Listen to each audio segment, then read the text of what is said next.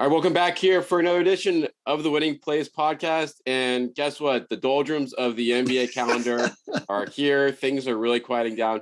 Oh, wait, no, Chris Forsberg of ESPN Boston. That is not happening. You just threw me way back. That was like me saying, you just threw me to ESPN Boston, man. Like, no, I said NBC Boston. Did I say ESPN Boston? I thought you said ESPN.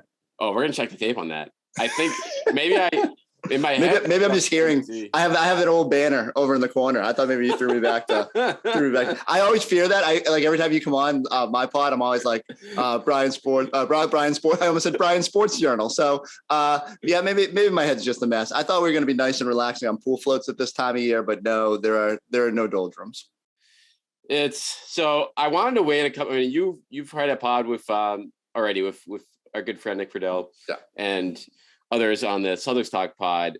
I wanted to let the dust settle a little bit. I wanted to see, obviously 1,000 stories have come out since Woj and Shams came out with their initial stories in terms of the Celtics emerging as a team of interest for Kevin Durant here. Let's start here. Let's start in backwards chronology. Jayson Tatum talked last night. Yes. As well as Paul Pierce, which had hilarious. Which is crazy, which is like kind of hilarious. But let's talk about what's fresh here. Jayson Tatum, he's always been, he talked about how he was trained by his mother early on in terms of having to deal with the media. Mm-hmm. And I feel like this was almost a prime example. A prime example. The perfect politician's response last night from Jayson Tatum. When I was writing about it today, I said he Euro stepped around like the prickliness of the question and kind of just went for the layup. No, he said everything right. He complimented Kevin Durant without being too all over Kevin Durant. And he said, I love this team. I think if you're a Celtics fan, the only thing I probably would have liked to have heard him say, if you're like me and you're leaning towards Team Jaylen, is maybe be a little bit more effusive with praise for Jaylen. But I don't think that was a reflection of how he feels. I think it was more like he's saying, like, look, we're in a good spot. And if like Durant happens, then that's cool too. But I think he understands that the former or the latter of keeping this together is probably the more likely situation. So I think he just covered all his bases just in case. And so I don't know what I can glean from it. I thought it was more interesting that Paul Pierce was like unequivocally no after he created, like, was part of bringing in this super. I don't know, like that one threw me for a loop too. So I feel like Pierce is, I don't know how plugged in Pierce is, but that was not very plugged in. Very plugged in probably at least at this stage of the off season. But yeah, that was, and so for you that missed it, Paul Pierce was asked about what he thought about the Kevin Durant rumors. He's like, no way that's happening. And then went wild with a nice double negative here. They don't got to make no moves. This is the exact quote in terms of what the Celtics viewpoint was for that. And so that was. But like isn't that a reflection of how like a Celtics super fan takes it? Like, can we call Paul Pierce like a Celtics super fan now? I think that's the majority of the population of the Celtics fan base right now. I think it agrees with Paul Pierce. And I'm eager. I'm like, this is the most fascinating part to me. What do you think the split is? Like, if you had to guess, what's the percentage of people that want nothing to change and Kevin and Jaylen Brown to be here? And what's the split that want Kevin Durant? I'd be like 70-30. Yeah, I was 75-20. Yeah, I thought 75-25. Yeah, it's pretty strong, and it's an adamant 70-75. Right.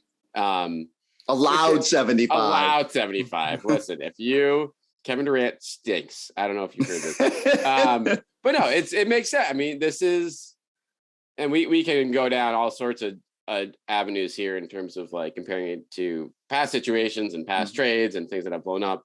But yeah, the Celtics are set up to be very good for a long time right now. And they're 2 games away from winning an NBA title that no one would have expected. Mm-hmm. And Jaylen Brown is an integral part of that in his prime. So he was the best player in the finals. Yeah.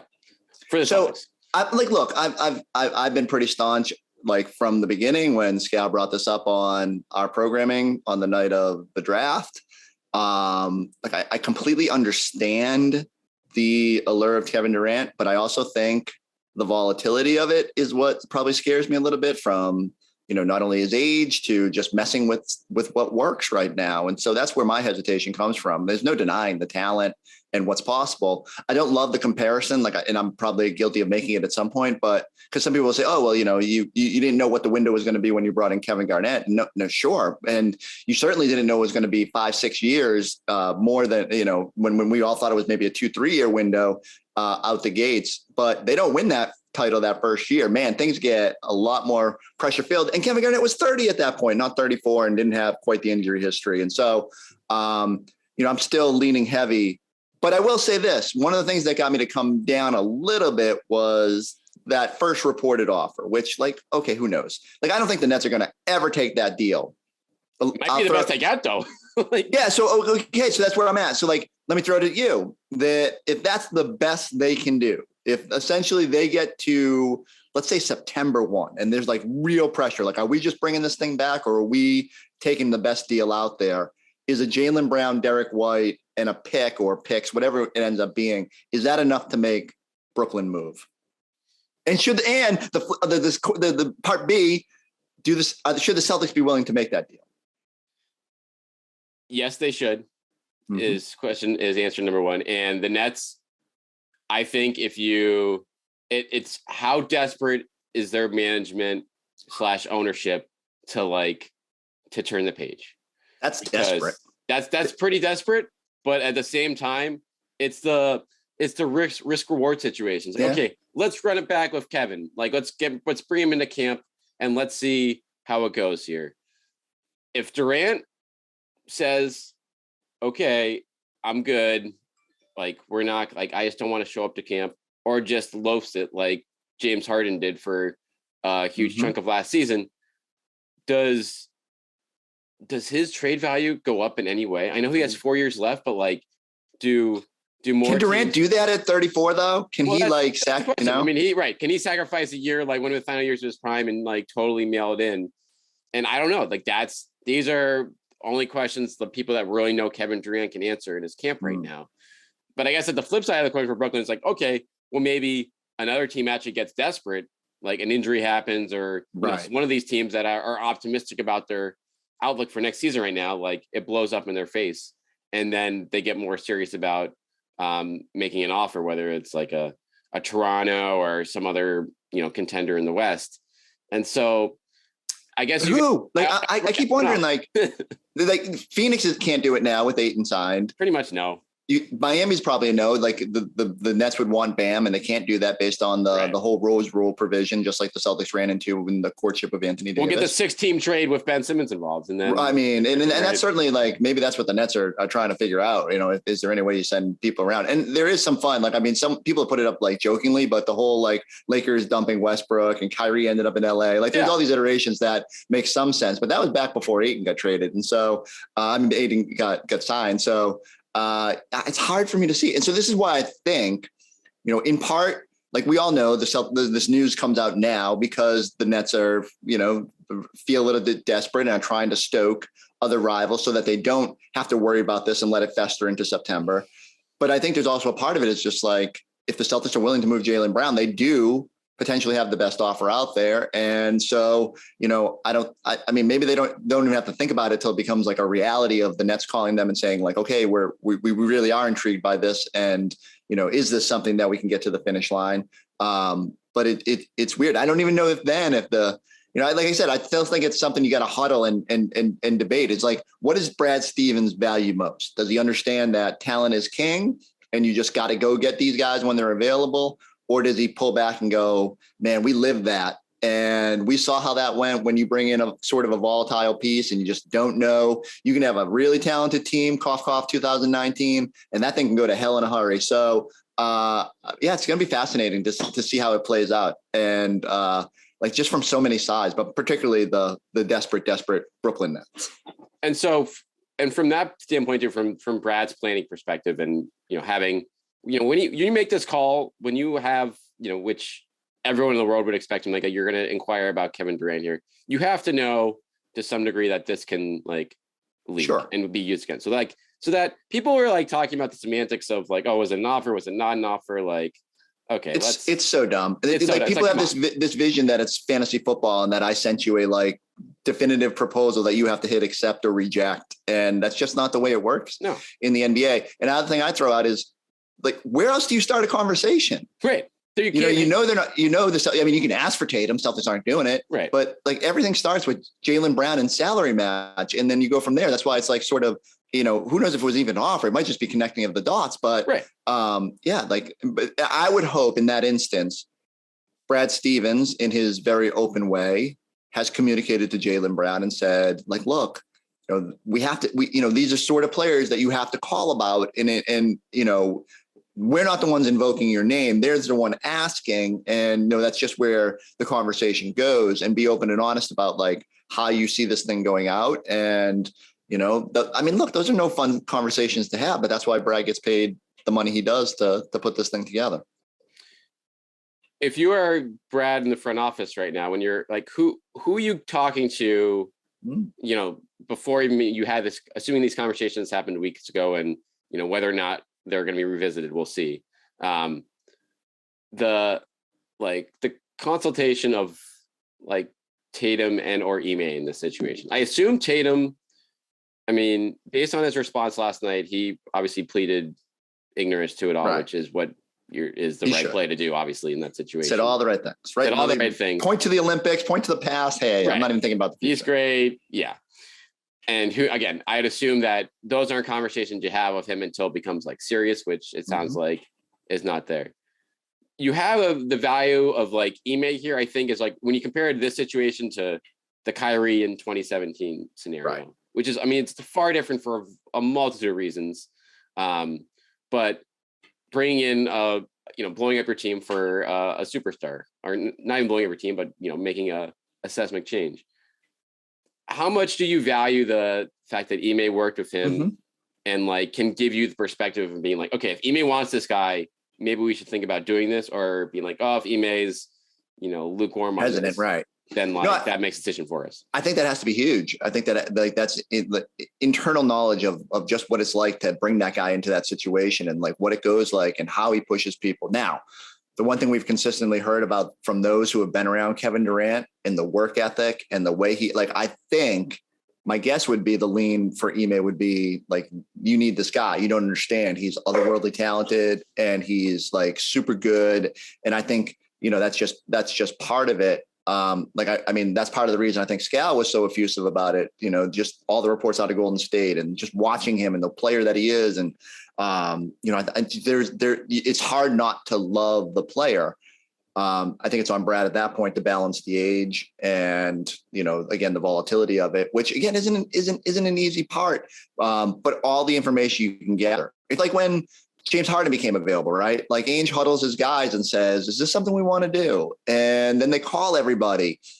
And from, outside people that have been around that situation, they were like, no, like this probably isn't the path you want to go down. And so you take that as part of the reason you step back. And so we'll see, if the Celtics don't ultimately, if there's no other rumors about the Celtics, maybe they got to that point and they said, yeah, I just don't love the volatility of it. If they linger in there, then you have to think that the coach and, the superstar would be on board with it. I would want to throw that back at you though. Like, how do you think Tatum would feel? Because one of the things everyone keeps saying is like, oh, Tatum and Durant would be great. All of a sudden you go from being the guy and the clear 1A, 1B situation to sort of reversing. And now it's more Durant in that spotlight. And I don't know, there is some pressure that comes off you, but like, doesn't Tatum want that at this point and want to be the guy in the 1A, 1B situation? Yeah, that's a fascinating point because, and that's again, when you need to have that conversation. And in terms of what's the most important to Tatum right now? And is it, okay, bringing in Durant will take pressure off me, will make us better. And I don't really care about being a 1B versus a 1A. Like that's just as well to me. Or if it turns him off and from a standpoint, you're like, hey, this is kind of like, this is my, Jaylen was, my running mate here, but push comes to shove. This is my team here. And I don't like this being taken away from me from some degree. So there are just so many layers here when you have, and it's just wild that this is. And the biggest layer of all, which we probably which I've every time I do one of these podcasts, I feel like I try to get it out of the way early, but Brad has to know what Jaylen is feeling about his own future. Like, I feel like that is the most important part of this all. 100%. And what's a little bit frustrating is that because there is this wall between us and the players and even their circle, it's hard sometimes to gauge where a player is at. So, there's there's so many layers to this. Like, Celtics can offer Jaylen an extension in October. Not going to take it. Not worth, the sacrifice of money after already sacrificing money. Then there's going to be like, if he's all NBA next year, which he might be because these Celtics will be so good, all of a sudden this opens up new avenues to bigger deals. And like the CBA renegotiation could happen. So it's hard to just gauge where he's at. I just operate with the assumption that he's going to be a free agent in the summer of 2024. The Celtics at that point should be willing to give him a max offer, and he should know all this. Like, there should be direct communication to the player. Like, here's what we're going to do. We're going to offer you this in October. We're not going to be mad when you reject it. We're going to offer you this in the summer of 2023, and we're going to understand if you don't take it. And then 24, 5-year deal is going to be waiting for you, seeing as long as nothing goes off the rails.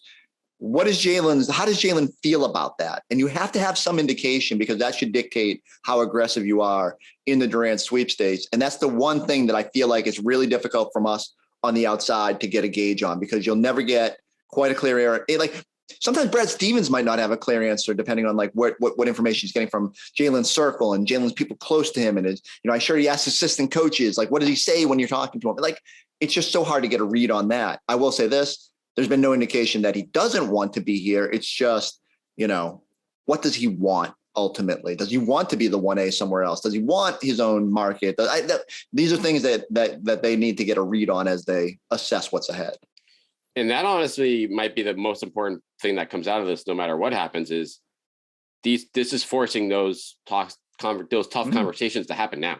It's not a bad thing. It's not a bad thing. It's honestly not a bad thing at all if you're from a Celtics perspective, from a planning perspective.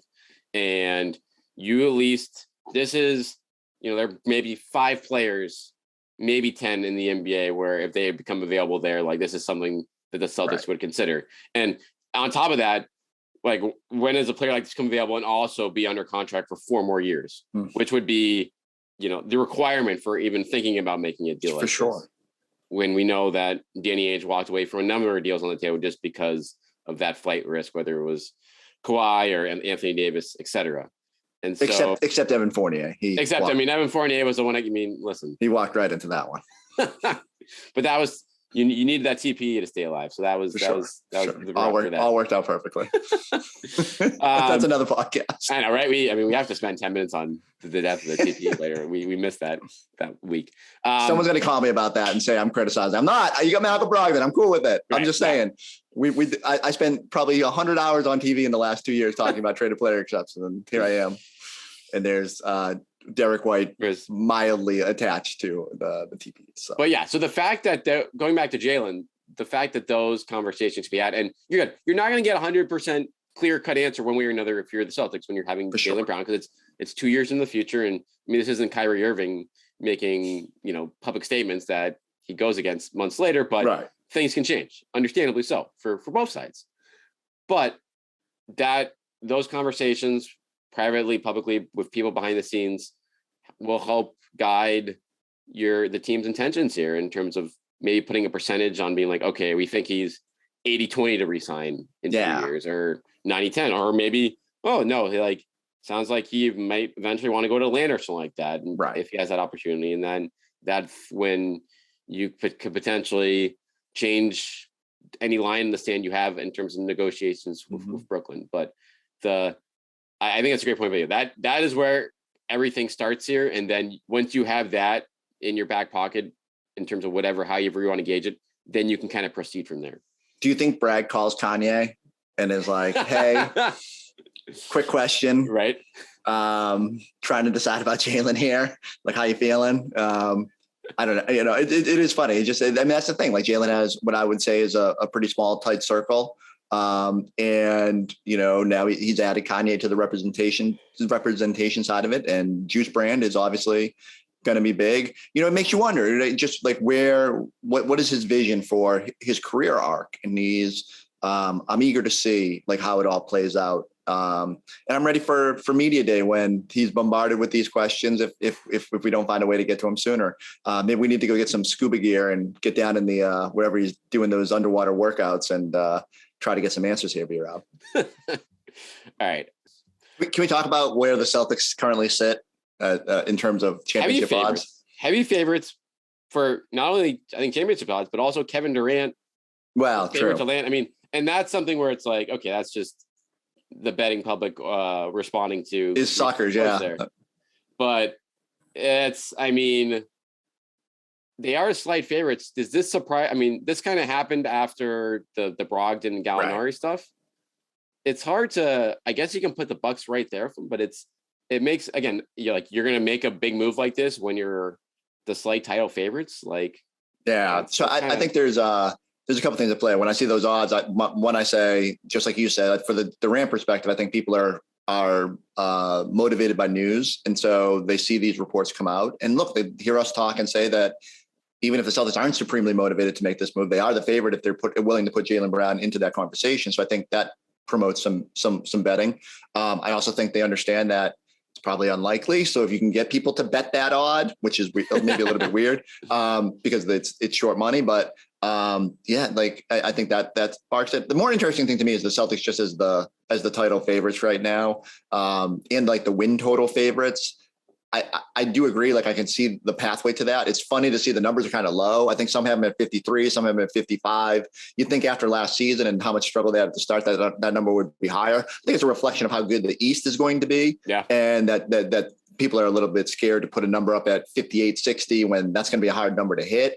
But yeah, seeing them slide ahead of the Bucks and stay there based on like, some of they added people, but obviously they get Middleton back.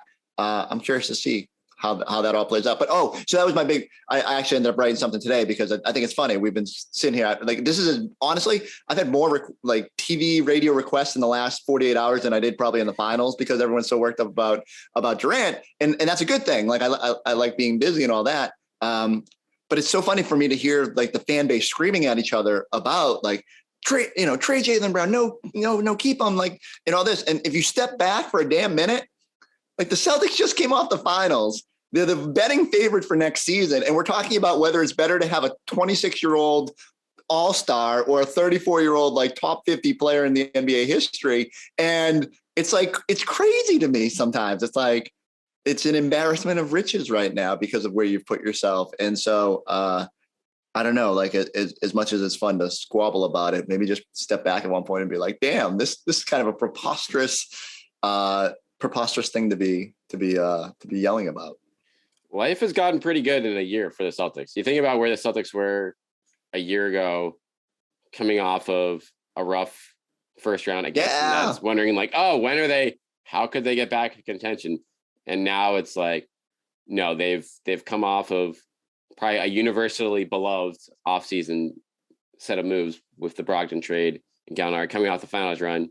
And you can debate, okay, how much was the finals run the perfect storm of injuries and, escaping in game sevens? For sure. Or you can say, the Celtics were also beat up in that series and they're run down and they got better than they've added more than any other team in either conference so far this offseason. So I keep hearing people say like, it's not going to be as easy to get back to the finals this year. And I don't disagree. Like once you get there, there's no guarantee you get back there. And like, look, talk to the Atlanta Hawks about getting to the Eastern Conference Finals and how hard it is. And like, there's never a guarantee.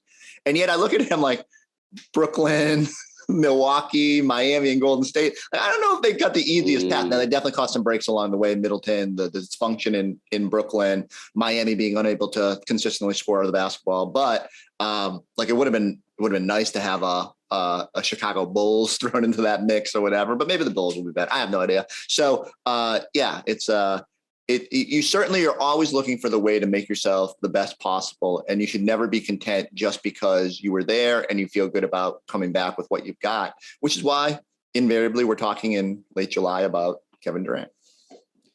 How long do you think Kevin Durant plays for?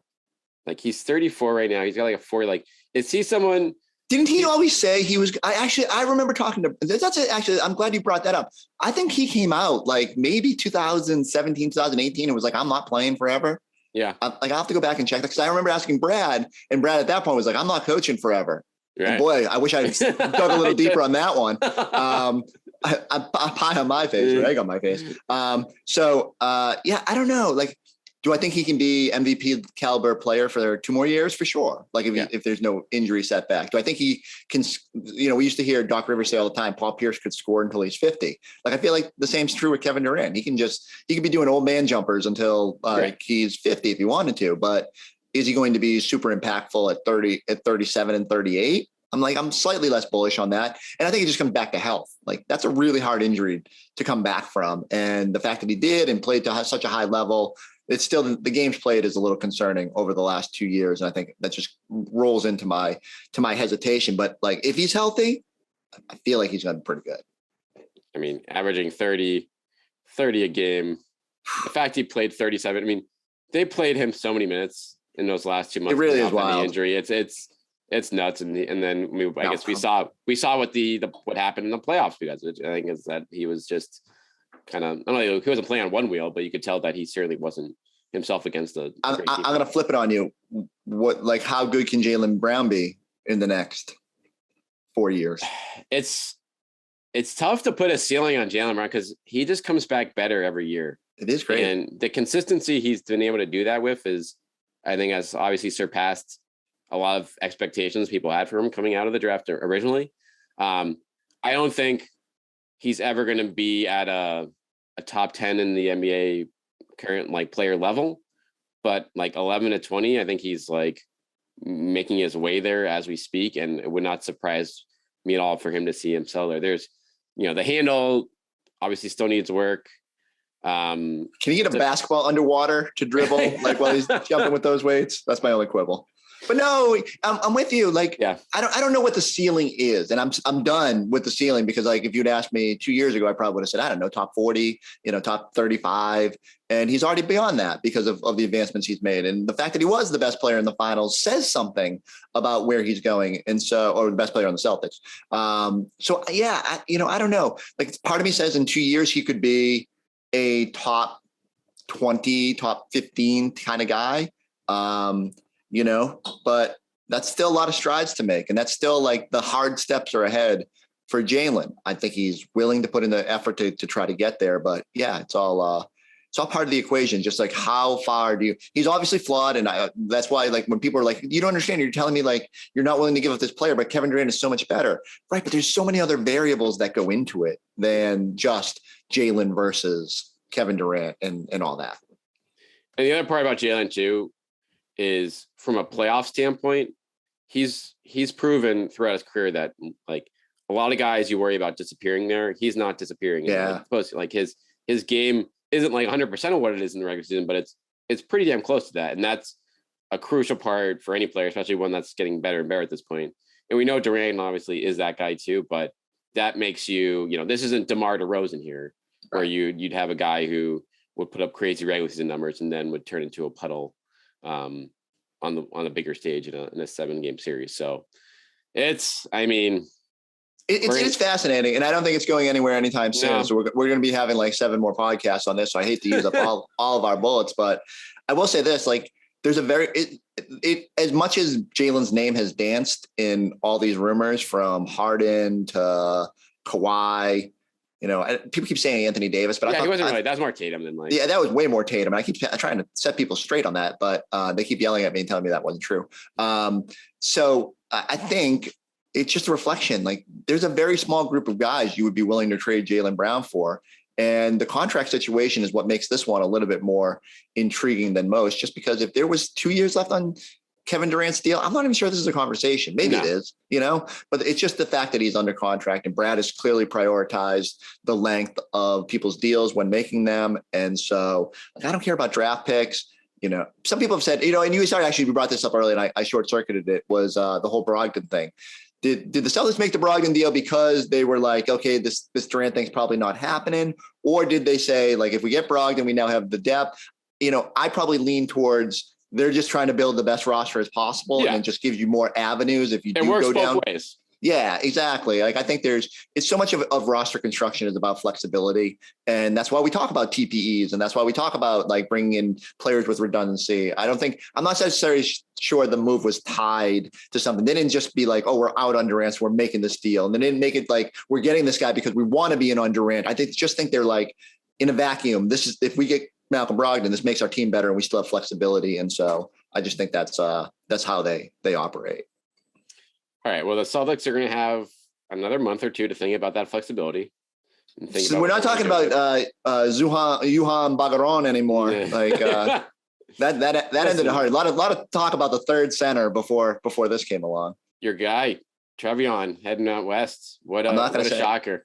It actually hurt. It hurt my feelings a little bit. We melted in Las Vegas for the 30 hours I was there because I was really excited to see Trevion. And now Golden State Warriors, man. Golden State Warriors just want to make me feel awful lately. So first a title, and then they steal Chris Forsberg. I'm not sure what I'm more mad about. Well, hopefully NBC Sports Bay Area can have you on to preview his G League. ESPN Bay Area. ESPN Bay Area can wrap this thing together. So when I'm proven wrong, when you listen back to this and you did say NBC Sports Boston, just know that I am. I told you before we came on, my wife got bit by a dog, and I'm fearful for her safety right now. So I need to go. Maybe my mind was distracted temporarily. Well, I think I screwed you because I said NBC Boston. And then, you threw in. But that sounds obviously there's no sports there, so you're used to seeing NBC Sports Boston. So that's me just setting you up for failure there. But in any case, that. I appreciate you owning that. Chris Forsberg, ESPN Boston. NBC Sports Boston. Boston.com. Boston.com. Boston. All my previous stops. Winning plays. Make sure you check them out all week long.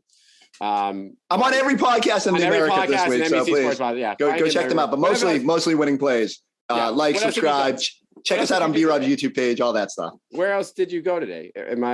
Or yesterday? Was it all? There's been some calls. I don't want to promote other people's stuff on your program. Okay, so I did Mannix's pod. Okay. Jason McIntyre from Straight Fire. Oh man, so you're like everywhere national this week there. Yeah, I know. I don't know. I don't know if that's a good thing. I haven't got a haircut in like 2 months, so all these video pods are going to really screw me. So if you're listening on the audio version, I look great. No facial hair and clean cut like B-Rob over there. The best. All right, Chris Forsberg, make sure you find him everywhere all week long on every single podcast available, including Winning Plays. We'll talk to him from Parts Unknown in August when we're both check out B-Rob on Celtics Talk like once a week at this point. Right. All right, thanks for listening, guys. Rate, review, subscribe, and we'll talk to you all later this week.